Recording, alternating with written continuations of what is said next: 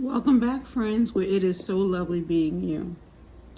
So sometimes when you're given, an offer, let's say a person says, I'm going to give you this amount of money for you to do this job, okay? You need to still pray over the situation, because sometimes when a person is offering you this amount, it might be more to the story. There might be more to the story, It's like Michael Jordan when he said, years ago, I believe they were interviewing him, and they said, why didn't you take the offer for $50 million? And he said, well, if they offered me $50 million, what are they being offered? You see, there's always a bigger picture than what you see.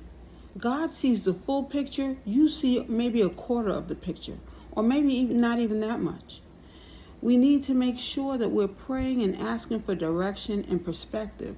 Because if we don't know, then we could very well be taking on a job and not receiving, our just due. You're worth more than that. And if you're worth more than that, you have to say, okay, you know what? Do I love myself? When you love yourself, you're going to make the better choice. Because you know that you have to put yourself first. You know that sometimes you have to take care of other people. It's not just you. Sometimes if you don't see the full perspective, you find yourself shortchanging yourself. So there are these guys that get together, right? Two guys. And they both share a woman in common.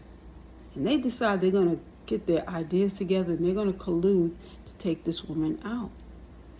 Only problem is, while they're sitting up here making all these plans and doing all these things against the woman, God is watching.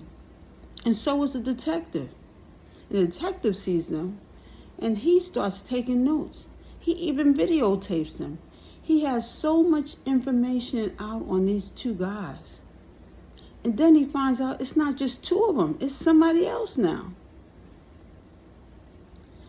Somehow these guys were offered a certain amount of money. And then not only are they offered a certain amount of money, one guy thinks that he's going to get more than the other. You see, a lot of times when a person is facing greed, they think that they're going to get more out of the deal. They decide that they're going to exercise in a negative way. Exercising authority in something that has nothing to do with you, not your business. You can find yourself not only in jail, because, on the earth plane, on the spiritual plane, when we look at things, God's decisions that he makes, a lot of things we don't see coming to the surface just yet, because there are spiritual laws that have to be followed. And when you break the spiritual laws, God sees those, and you are in evaluation on another level. When it finally comes to pass, when you have to go through the court system, it has already been taken care of on another level. So let's say a person has to serve a certain amount of time. With that time, God has already evaluated how it's going to go, who's going to be involved, all the different things he's already looked at. So this is the reason why, if you go to God about it first, he will not direct you in the wrong way, and you won't have to worry about the circumstances that you're going to have to deal with later. One of those guys had his daughter watching out. He even involved his child, having the child babysit this woman, look and see what she's doing all time as she's there. You have to realize that the same way that you make a plan is the same way that another person is observing.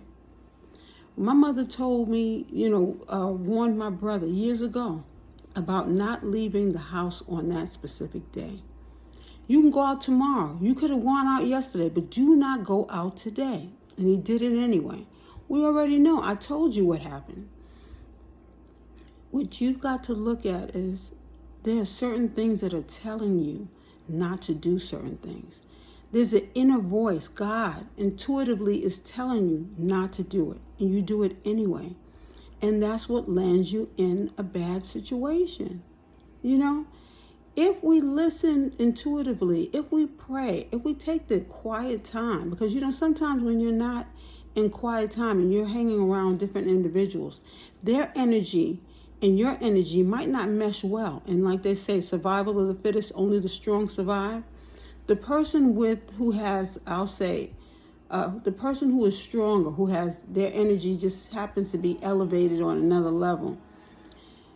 When you're in the presence of that person, you might be able to pick up on good things. But if you're in the presence of people who are always trying to do negative things, and then their negative energy is overpowering you, you're not going to be able to hear what God is telling you.